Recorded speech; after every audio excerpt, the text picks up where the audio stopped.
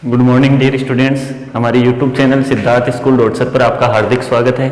हम पढ़ रहे थे मैथ्स और मैथ्स में अपन ने खूब सारे टॉपिक क्लियर भी कर लिए थे, लेकिन अब जो अपन पढ़ रहे हैं ना वो टॉपिक पढ़ रहे हैं त्रिकोणमिति प्रश्नावली के अनुप्रयोग। त्रिकोणमिति में मैंने 2 चैप्टर आपको कंप्लीट करवा दिए थे। एक तो करवाया था आपको चैप्टर जो कंप्लीट करवाया था वो करवाया था त्रिकोणमिति के कुछ वो आपको टेबल बनानी थी जिसमें 60 डिग्री tan 60 का मान कितना होता है, sin 60 का मान, उस हिसाब से जो प्रश्न थे वो मैंने आपको हल करवा दिए थे।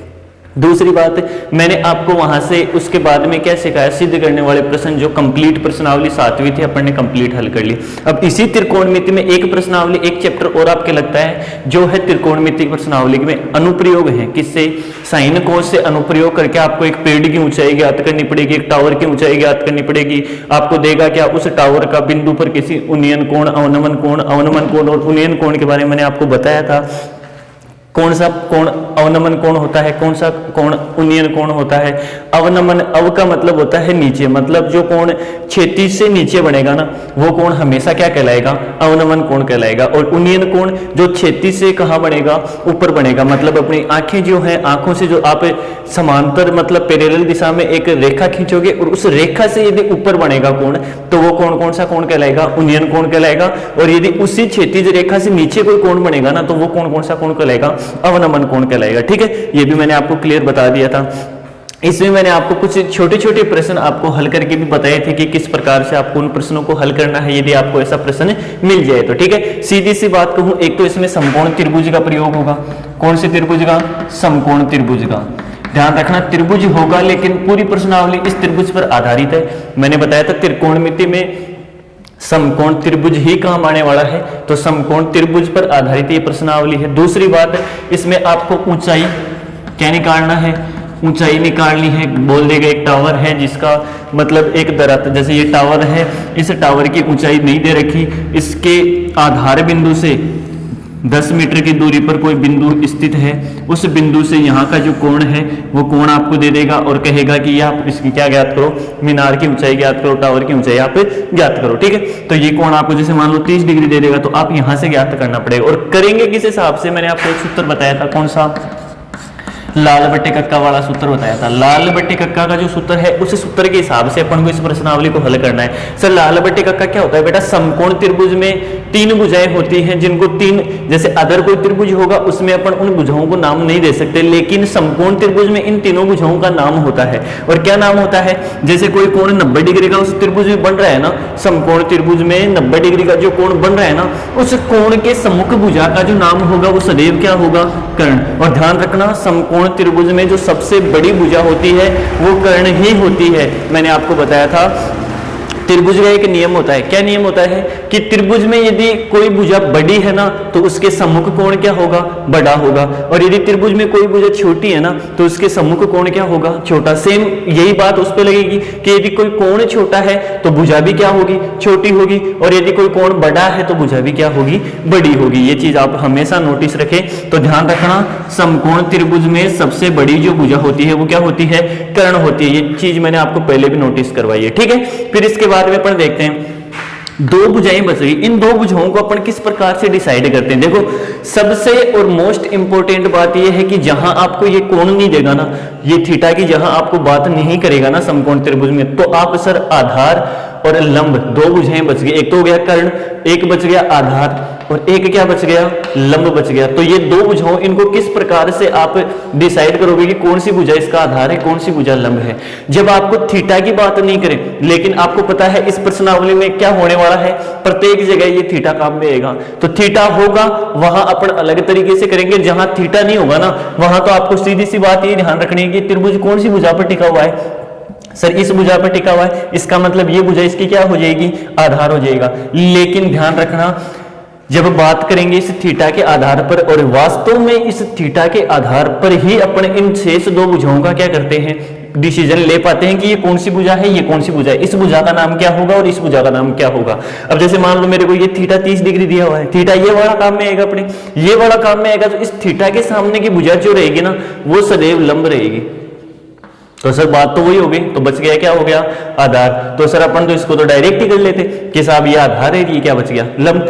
ध्यान रखना जब ये थीटा नहीं देकर आपको ये वाला थीटा दे देगा तब समस्या होगी वहां पे। क्यों? क्योंकि मैंने अभी बताया कि थीटा के सामने की भुजा सदैव लंब होती है। अब थीटा ये हो गया तो फिर वहां पे उस प्रश्न में आपको जो लंब होगा वो ये भुजा आपको माननी पड़ेगी। आप जहां भी लंब का यूज होगा, जहां भी लंब का यूज होगा वहां आप इस भुजा का मान रखेंगे, ये ध्यान रखना। बाकी ऐसा नहीं कर पाओगे तो इसका मतलब प्रश्न आपका क्या हो जाएगा? गलत। तो सीधी सी बात है, फिर आधार ये लंब हो जाएगा तो तीसरी भुजा अपने आप क्या बच जाएगी? आधार। तो पहली बात तो कर्ण का डिसीजन किस प्रकार से कर पाते हैं अपन? कर्ण का डिसीजन करने के लिए देखते हैं कि त्रिभुज में 90 डिग्री का कोण कौन सा है, वो उसके सम्मुख भुजा क्या हो जाएगी? कर्ण हो जाएगी। लंब का डिसीजन किस प्रकार लेते हैं? जो आपको थीटा देगा 30, 45, 60 कितना भी, 90 डिग्री कितना भी देगा, उस थीटा के आधार पर कि थीटा के सम्मुख भुजा जो होगी जो क्या कहलाएगी? लंब कहलाएगी। ठीक है, और तीसरी भुजा बच गई तो तीसरी भुजा तो सदैव क्या हो जाएगी? फिर आधार हो जाएगी। थोड़ा ये ध्यान रखें आप। 6 त्रिकोणमितीय अनुपात बताए थे, यहां से 3 सूत्र आपको दिख रहे हैं, साइन, कोस और टेन। एल बटे के, ए बटा के और एल बटावा ए। लंब बटावा कर्ण, आधार बटावा कर्ण और लंब बटावा आधार। तो साइन, कोस, टेन 3 मान आपको याद रखने हैं। ठीक है, बाकी ये तो 6 के सूत्र हो जाते हैं यहां से तो, लेकिन आपको कितने मान याद रखने हैं? 3 मान याद रखने हैं। चलो ये तो हो गया इसका थोड़ा सा आगे, मैंने फिर से आपको बता दिया है। अब अपन प्रश्न हल करना स्टार्ट करते हैं। देखो प्रश्न में सबसे इंपॉर्टेंट बात क्या रहेगी? यदि आप प्रश्न, आपको थ्योरी टाइप प्रश्न मिलेगा, 3 नंबर का प्रश्न आता है इस प्रश्नावली से, थ्योरी टाइप आपको प्रश्न मिलेगा। उस थ्योरी टाइप प्रश्न में यदि आपने उसके चित्र या आकृति यदि आपने सही बना ली ना, तो इसका मतलब आपका प्रश्न कहीं भी गलत नहीं होने वाला है। वो एक अलग बात है कि आप कैलकुलेशन में कहीं गलती करते हो, कहीं मिस्टेक करते हो, बाकी यदि आपने चित्र सही बना लिया तो इसका मतलब आपका पूरा प्रश्न सही जाने वाला है। ठीक है, तो चलो अपन प्रश्न पढ़ना स्टार्ट करते हैं। प्रश्न है जो 2013 माध्यमिक शिक्षा बोर्ड राजस्थान में आया हुआ प्रश्न है। और क्या प्रश्न है? देखो यहीं से स्टार्ट करते हैं। ये कह रहा है एक समतल जमीन पर खड़ी मीनार, समतल है, इस पर एक मीनार खड़ी है। ऐसे कह रहा है प्रश्न में कि एक समतल जमीन पर क्या खड़ी है? मीनार खड़ी है। 1 मिनट में एक लेता हूं, थोड़ा सा नीचे लिखना पड़ेगा।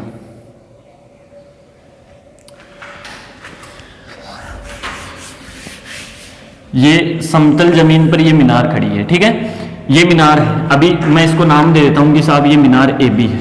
ठीक है, आगे प्रश्न में क्या कह रहा है? इस मीनार की छाया भी बनेगी। तो मैंने मान लिया कि साहब इसकी छाया इतनी बन रही है, फिलहाल इतनी बन रही है। कितनी?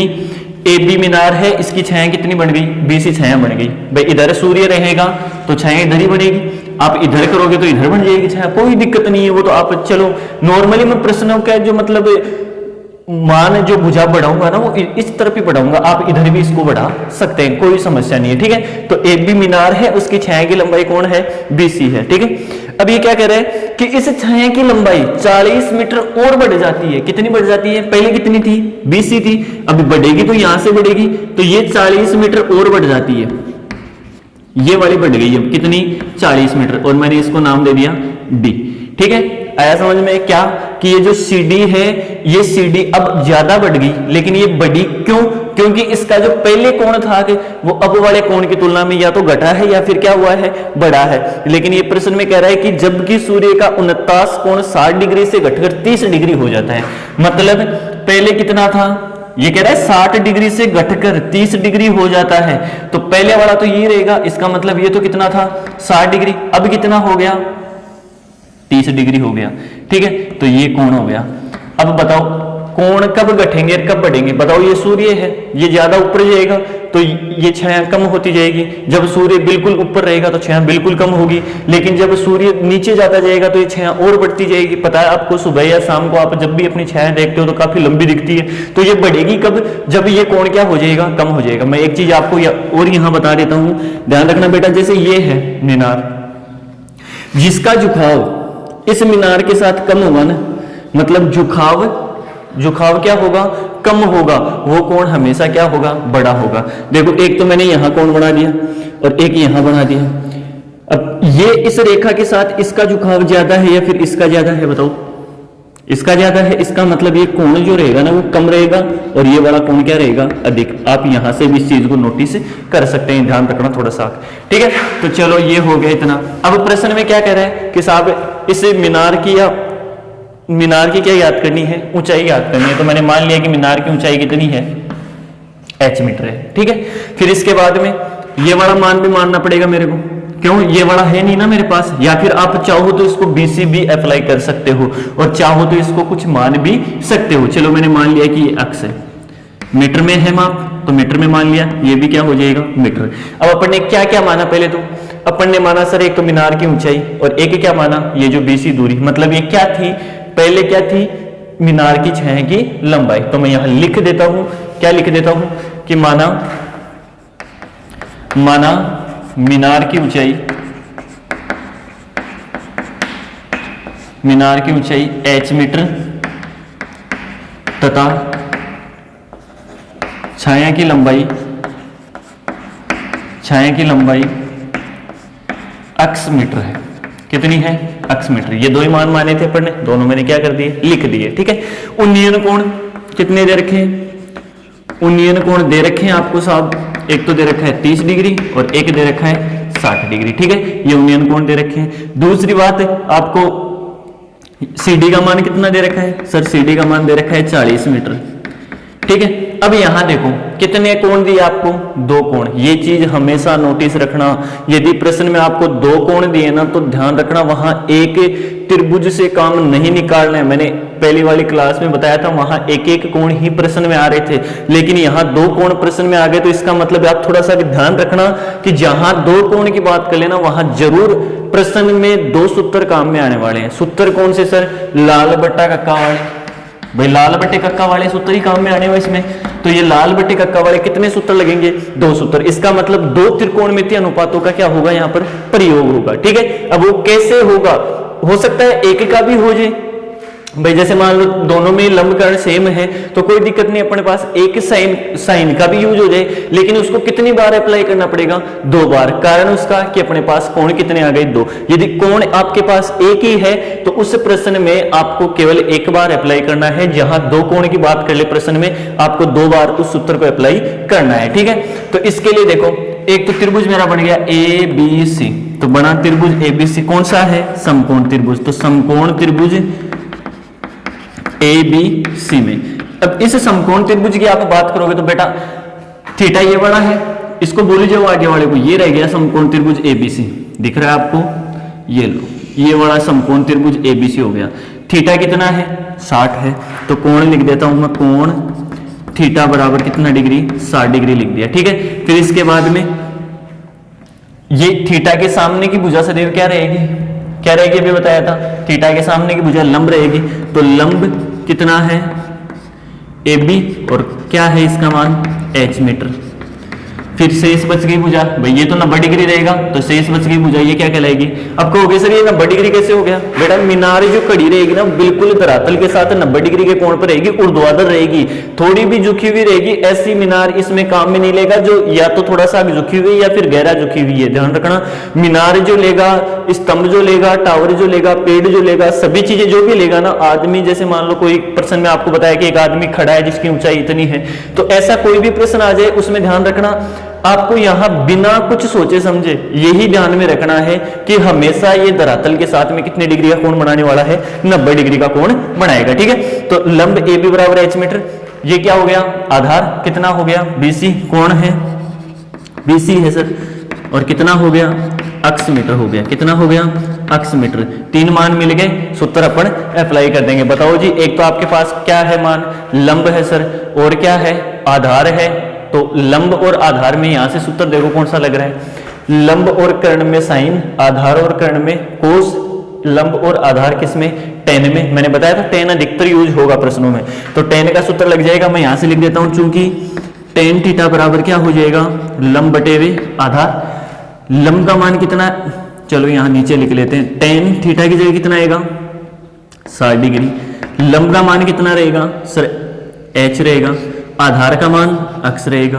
टेन 60 का मान लिखो यहाँ पे, कितना होता है टेन 60 का मान, सर टेन 60 का मान √3 होता है, बराबर यहां से हो गया h बटे अक्स, कितना हो गया, h बटे अक्स हो गया, ठीक है। अब h बटे √3 बराबर h बटे अक्स हो गया। हल करोगे इसको थोड़ा सा, ये इससे गुणा हो जाएगा, ये इससे गुणा हो जाएगा, तो h h 1 से गुणा होगा h और अंडर रूट 3 x से गुणा होगा अंडर रूट 3x। समीकरण नंबर 1 नाम दे दिया। मतलब दो अज्ञात मान थे h और x, और h और x में अपने पास क्या बन गया, दो मान मिल गए। h और x में एक समीकरण अपने पास बन गया। अब दूसरा काम क्या रहेगा, इसी h और x में अपन दूसरा क्या बनाएंगे, समीकरण बनाएंगे। कहां से बनाएंगे सर, यहां से बनाएंगे। 30 डिग्री अब ये काम में नहीं लिया ना पढ़ने, तो इस 30 डिग्री से इसका निर्माण करेंगे। ठीक है, कैसे करोगे, जहां 30 डिग्री कोण की बात करूंगा, बताओ कौन सा त्रिभुज काम में आने वाला है। सर त्रिभुज आएगा ए बी और डी। कौन सा त्रिभुज, ए बी और डी, इसको भूल जाओ। तो पुनः समकोण त्रिभुज ए बी डी से, और इसमें लिख दो मान क्या क्या है, आधार क्या रहेगा बताओ भी, आधार रहेगा सर बी डी, क्योंकि बी डी पर त्रिभुज टिका हुआ है। ध्यान रखना थीटा 30 डिग्री है तो इसकी सम्मुख भुजा सदैव क्या रहेगी, लंब रहेगी। ये कर्ण हो गया तो फिर आधार तो ये रहेगा बीडी। तो x प्लस 40, ध्यान देना यहां से, ये कितना था x और ये कितना था 40, तो टोटली होगा ना बीडी। तो ये x जुड़ गया किसमें, 40 में, तो x प्लस 40 मीटर। ध्यान रखना इसको 40 x मत कर देना जोड़ के, क्यों, क्योंकि एक चर है एक क्या है, अचर है। तो चर अचर में ऐसे काउंट नहीं होगा, जुड़ेगा नहीं। ये गुणा होता तब 40 x होता, लेकिन ये जुड़ रहा है तो ऐसा नहीं होगा। आधार ही हो गया। लंब कितना है, लंब है सर ए बी, कितना बताओ h मीटर, और कोण कितना है, उन्नयन कोण थीटा कितना है 30 डिग्री। बताओ भी आधार और लंब में कौन सा सूत्र लगाया था, लंब और आधार में tan लगाया था, तो tan वापस लग जाएगा इसमें। तो चूंकि tan थीटा की जगह कितना अप्लाई करोगे, 30 अप्लाई कर देंगे सर। लंब कितना है, लंब है सर h बटे आधार कितना है x प्लस 40।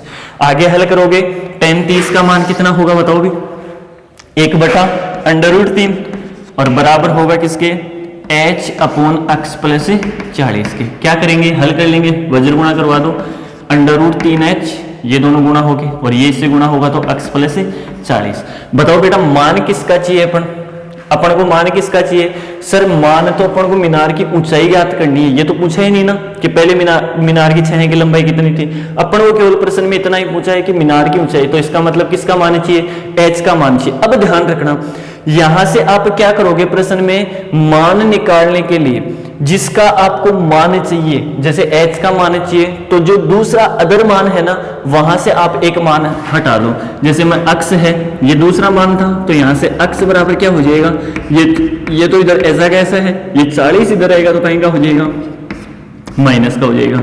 समीकरण नंबर 2। क्यों किया मैंने ऐसा, कोई से भी एक समीकरण से वो मान अपन को निकालना है जो ज्ञात नहीं करना। ये प्रश्न को हल करने का बेस्ट तरीका रहेगा, नहीं यहां आके पजल्ड हो जाओगे। प्रश्न में खूब सारे ऐसे मान मिलेंगे आपको, ठीक है, लेकिन आपको प्रश्न को कैसे हल करना है, प्रश्न को सर इस प्रकार से हल करना है, सर दोनों ही मान ज्ञात करने हो तब तो कोई समस्या नहीं, आप कोई से भी ज्ञात कर सकते हैं। लेकिन कुछ प्रश्न ऐसे भी आएंगे जिनमें आप यदि ये मान ज्ञात करके फिर ये वाला ज्ञात करें तो वहां बड़ी समस्या आएगी, क्योंकि अपन को तो ये वाला चाहिए नहीं, ये वाला मान चाहिए। तो ये वाला मान निकालने के लिए मैं क्या करूंगा, इसका मान दूसरे समीकरण या पहले समीकरण से क्या कर लूंगा, निकाल लूंगा। ठीक है, x की वैल्यू आ गई अंडर रूट 3h माइनस 40 समीकरण 2 से। x की वैल्यू मैं यहां पुटअप कर सकता हूं, यहां पुटअप करूंगा तो क्या करूंगा, समीकरण 2 से 1 में मान रखने पर, 1 में मान रखने पर, और मान रखोगे तो क्या होगा बताओ, यहां से हो जाएगा h बराबर अंडर रूट 3 और x की वैल्यू कितनी रहेगी, under root 3h minus 40। x का मान कितना था, अंडर रूट 3h माइनस 40 था। ये अंडर रूट 3h माइनस 40 यहां अप्लाई कर दोगे आप अंडर रूट 3 की जगह, ठीक है। तो यहां से आप हल करोगे, h बराबर अंडर रूट 3, अंडर रूट 3 से गुणा होगा बताओ 3, और क्या आ जाएगा, h आ जाएगा।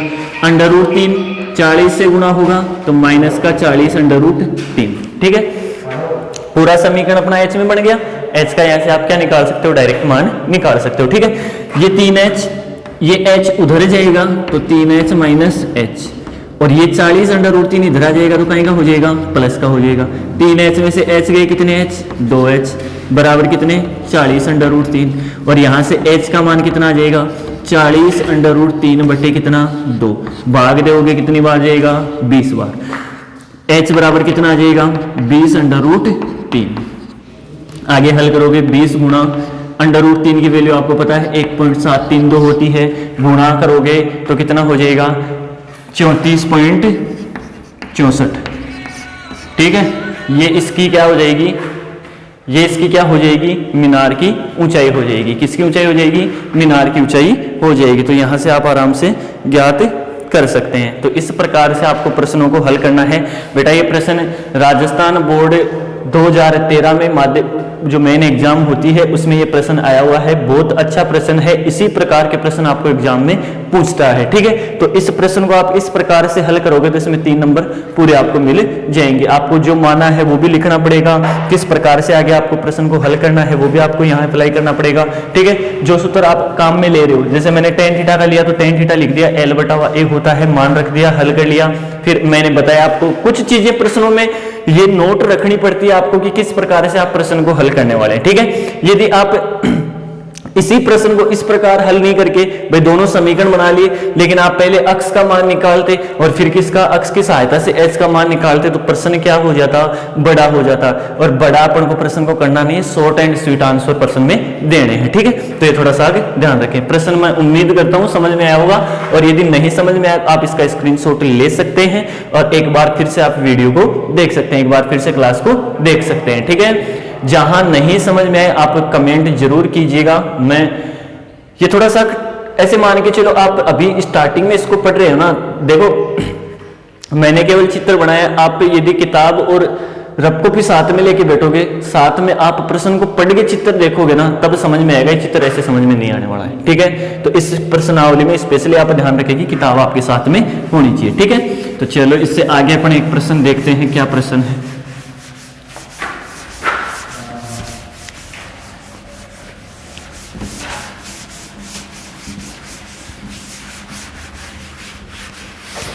चलो प्रश्न है आगे, क्या दे रखा है, 50 मीटर ऊंचे पुल से किसी नाव का अवनमन कोण। पुल है एक जिसकी ऊंचाई कितनी है सर, 50 मीटर है। ये पुल है, इसकी ऊंचाई 50 मीटर है। ठीक है, और इस पुल से यहां 50 मीटर ऊंचाई है, यहां पुल कहां बनेगा भाई, नदी पर बनेगा। इसका मतलब यहां एक नाव है, इस नाव के साथ में इसका जो अवनमन कोण है, कौन सा कोण है, अवनमन कोण दे रखा है बेटा। तो इस नाव से अवनमन कोण, मैंने बताया अवनमन कोण कहां बनेगा सर, ऊपर बढ़ेगा। कहां बनेगा, ऊपर। कहां, क्षैतिज के साथ में। ये ध्यान देना आप। इसका मतलब यहां से ये नीचे देख रहा है, ठीक है, ये नीचे देख रहा है, इसका मतलब कहां बनेगा, ऊपर बनेगा। तो यहां ये कोण कितना डिग्री बढ़ेगा, 30 डिग्री। अब ये 30 बन गया तो इसका मतलब ये भी 30 बनेगा। कारण इसका आप जानते ही हो, कौन सी आकृति बन गई, जेड की आकृति, एकांतर कोण बन गई। इसका मतलब ये कितना डिग्री हो जाएगा, 30 डिग्री हो जाएगा।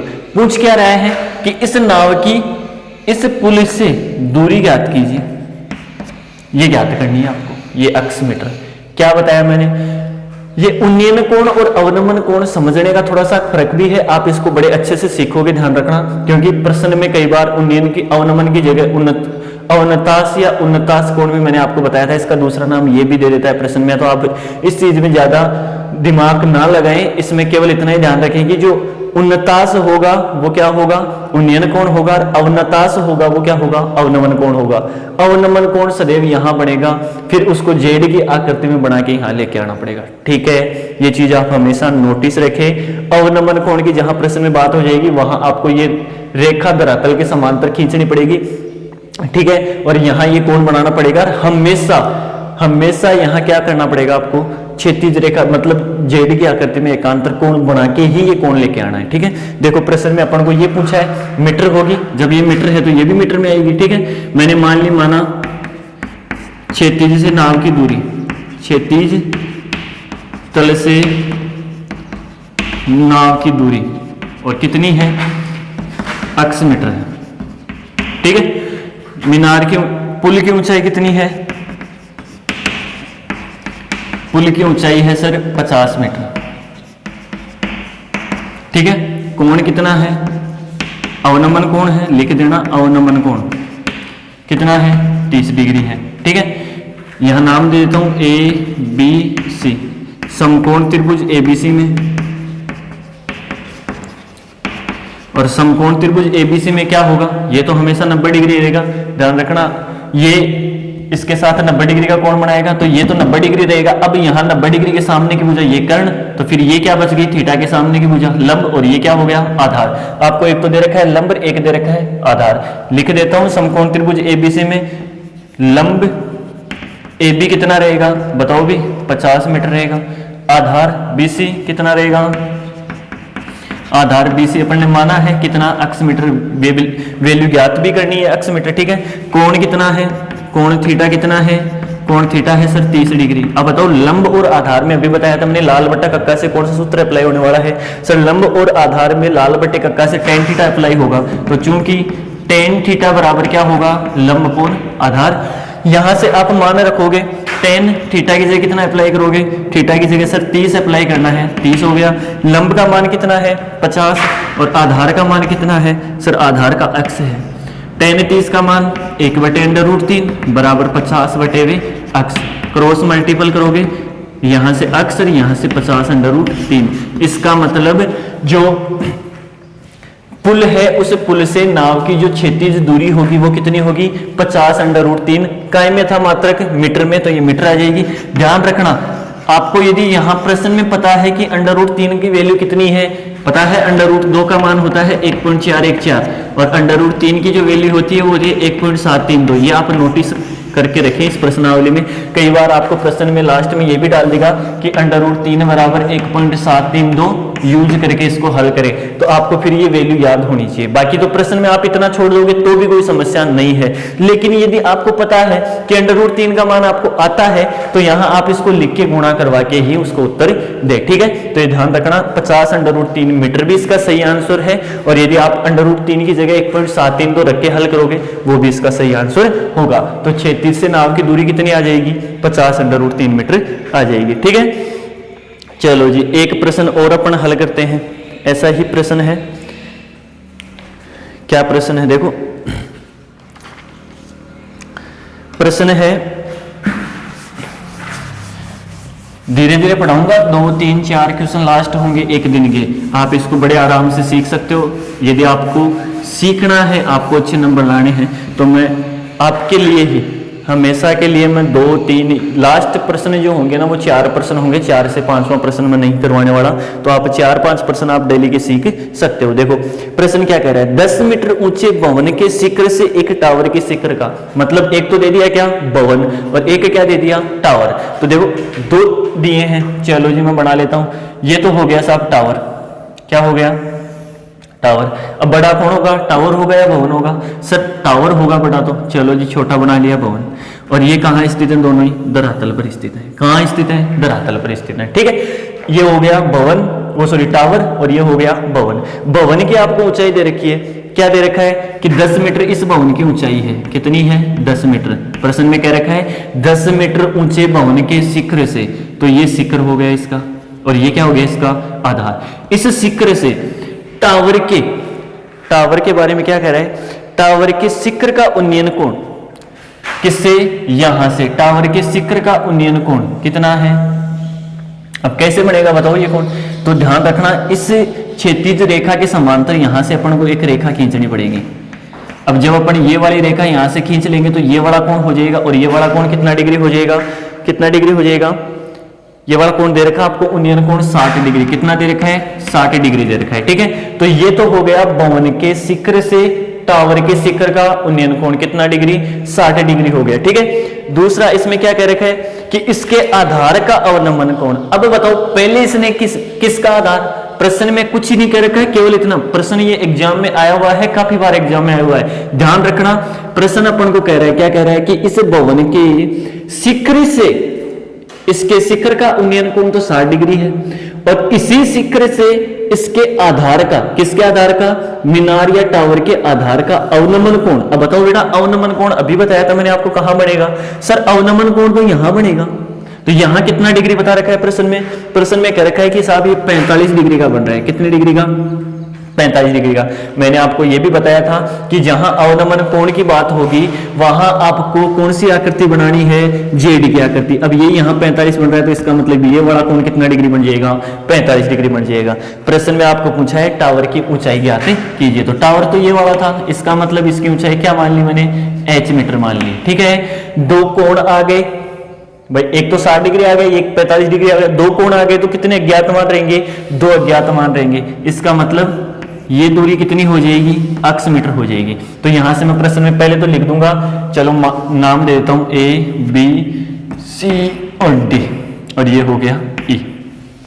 ठीक है, दो त्रिभुज बन गए। कौन कौन से बने, थीटा वाले बना रहे हैं जो आपको प्रश्न में दे रखे हैं। बाकी तो त्रिभुज तो ये भी बन रहा है, ये भी बन रहा है, ये भी बन रहा है। ठीक है, लेकिन आपको कौन से बनाने हैं जहां आपको कोण पता है। कैसे, एक तो सर ये वाला 60 डिग्री, इसका मतलब ये इस रेखा के साथ बन रहा है ना, तो ये रेखा देखो कौन सी है, तो त्रिभुज बन गया एक तो AED। कौन सा त्रिभुज, AED। और दूसरा क्या बना सर, 45 यहां भी बन रहा है। बेटा ये तो एक ही प्रश्न था, ये अवनमन कोण था ना, तभी ये 45 की वजह से ये 45 हो रहा है। ये 45 था, इस वजह से ये 45 हो गया। यदि अवनमन नहीं होता तो अपन डायरेक्ट यहाँ 45 डिग्री लिखते हैं। ठीक है, लेकिन ये अवनमन कोण है तो मैंने पहले यहाँ इसको लिखा है, फिर इसी कोण को वापस जेड की आकृति में लेके यहाँ लिखा है। तो आप इसको दो कोण ना समझें, केवल एक ही कोण है। ठीक है, तो ये 45 डिग्री, तो ये थीटा बन रहा है, इसका मतलब एक त्रिभुज ये बन जाएगा। सर इसको ना बनाकर इसको बना ले तो कोई दिक्कत नहीं है, आप इसको भी बना सकते हैं, इसको भी, लेकिन दोनों में से काम एक को ही लेना है। वास्तव में भवन ये है तो अपन ये वाला बना लेंगे, फिर कौन सा, DCB।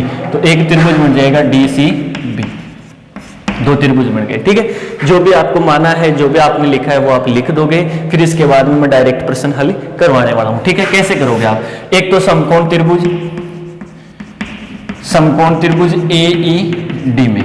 अब इसमें देखो आपको क्या क्या दे रखा है, AED में समस्या हो गई, ये अक्ष है तो ये तो आयत रहेगा, इसका मतलब ये अक्ष तो ये भी दूरी कितनी रहेगी सर, अक्ष रहेगी, तो ये तो हो जाएगी चलो अक्ष मीटर। ठीक है भाई, AD दूरी कितनी हो जाएगी, AD बराबर कितनी, अक्ष मीटर। पता है AD पर त्रिभुज टिका हुआ है, इसका मतलब ये क्या है, आधार है। क्या है, आधार है। ठीक है, फिर इसके बाद में रहेगी इसकी समस्या। आपको तो AED के लिए केवल AE वाला मान ही चाहिए, जबकि आपने माना किसको है, H को माना है। इसका मतलब ये AE ज्ञात करने के लिए मैं क्या करूंगा, इस कंप्लीट AB में से क्या घटा दूंगा, EB। अब सर EB का भी पता होना चाहिए, तो EB कितना है, जितना CD है, CD कितना है, 10 है, तो ये भी 10 हो जाएगा। ये 10 पूरा H, तो फिर ये कितना बच जाएगा, ये बचेगा सर पूरे में से 10 घटा देंगे तो H माइनस 10। इसका मतलब AE क्या है, लंब है, तो लंब AE बराबर कितना बचेगा, H माइनस 10 मीटर। थीटा कितना रहेगा, 60 डिग्री। लंब और आधार में वही सूत्र, कौन सा, टेन थीटा। चूंकि टेन थीटा बराबर टेन थीटा की जगह 60, लंब का मान कितना है, H माइनस 10, और आधार का मान कितना है, अक्ष है। टेन 60 कितना होता है, √3, तो √3 बराबर H माइनस 10 बटे हुए अक्ष। हल करोगे ये तो हो जाएगा √3x बराबर ये क्या हो जाएगा, H माइनस 10। इतना ही छोड़ दो समीकरण को। ठीक है, फिर इसके बाद में दूसरे त्रिभुज में कौन सा था, DCB। DCB में आओ, DCB में देखो आधार तो क्या है, अक्ष है सर। त्रिभुज DCB से आधार कितना है देख के बताओ, अक्ष मीटर। ठीक है, फिर यहां से ऊंचाई ये हो जाएगी, मतलब लंब हो जाएगा वो कितना, 10 मीटर, और थीटा कितना रहेगा, 45 डिग्री। ठीक है, लंब और आधार में कौन सा सूत्र अप्लाई होने वाला है सर, टेन थीटा। थीटा की जगह आप कितना अप्लाई करोगे, 45 बराबर लंब बटे हुए आधार 10 बटे हुए अक्ष। टेन 45 की वैल्यू 1/1 बराबर 10 बटा हुआ अक्ष। गुणा करोगे, अक्ष का मान कितना आ गया, 10। अक्ष का मान 10 आ गया, यहां पुटअप कर दो, किसका मान आ जाएगा, H का आ जाएगा। इसको मैं समीकरण 1 में मान रखने पर, कहा समीकरण 1 में मान रखने पर, ठीक है, मान रखोगे तो √3 गुणा अक्ष की जगह कितना रखोगे, 10 बराबर H माइनस 10। किसका मान चाहिए, H का। इसको एक्स्ट्रा है तो इधर भेज दूं, ये तो हो गया बेटा 10 √3, ये इधर आएगा तो प्लस 10 बराबर H। 10 प्लस 10 √3 कर दें 20 √3। जुड़ रहे हैं बेटा, ध्यान रखना, इसका गुणांक √3 है, इसका गुणांक 1 है। गुणांक समान होने पर ही जुड़ते हैं, गुणांक समान नहीं है इसका मतलब नहीं जुड़ेगा। आप इसको हल करना चाहिए आगे तो इस प्रकार से हल कर सकते हैं। कैसे, 10 दोनों में है, 10 कॉमन ले लिया। ठीक है, यहां तो क्या बच गया, √3 प्लस यहां क्या बच गया, 1 बराबर H। अब आप यहां वैल्यू रख दो किसकी, √3 की, तो 10 से √3 का मान 1.732 प्लस 1 बराबर H। इस 1 को 1.732 में जोड़ोगे तो क्या होगा, ध्यान रखना, इस 1 को यहाँ 2 के साथ नहीं जोड़ना है, इस एक में दशमलव नहीं है तो कहाँ है सर, आगे है। इसका मतलब इस एक को इस एक में जोड़ना पड़ेगा। और कैसे हो जाएगा ये हल, 10 गुणा एक में एक जुड़ा 2.732 गुणा करोगे 1 दशमलव आगे की सक जाएगा, इसका मतलब 27.32 मीटर। और इस टावर की जो ऊंचाई रहेगी, जो इस टावर की ऊंचाई रहेगी एच की वैल्यू याद करनी थी, टावर की ऊंचाई कितनी रहेगी 27.32 मीटर रहेगी। ठीक है, तो आज की क्लास में अपन ने 2-3 प्रश्न सीखे हैं। ठीक है, तो इनको आप अच्छे से सीखने की कोशिश करना, जो मैंने बताया उसको अच्छे से तैयार करने की कोशिश करना। बेटा 3 नंबर का प्रश्न आता है, ये प्रश्नावली आगे आप जाओगे ना कंपटीशन लेवल एग्जाम में, तो वहां भी आपको ये देखने को, मैंने बताया त्रिकोणमिति प्रश्नावली कंपटीशन लेवल में भी है, तो इसको आप यहां से अच्छा सीख के जाओगे तो वहां ये समस्या आपको नहीं होने वाली है। ठीक है, तो आज की क्लास के लिए सिर्फ इतना ही। ठीक है, धन्यवाद। आप थोड़ा सा ये भी ध्यान रखें कि आप अपने स्कूलें जो हैं वो थोड़े दिनों में खुलने वाली हैं, तो जो भी बच्चे क्लासें नहीं देख रहे हैं उनको भी थोड़ा सा सूचना आप पहुंचाएं। बाकी ठीक है, धन्यवाद।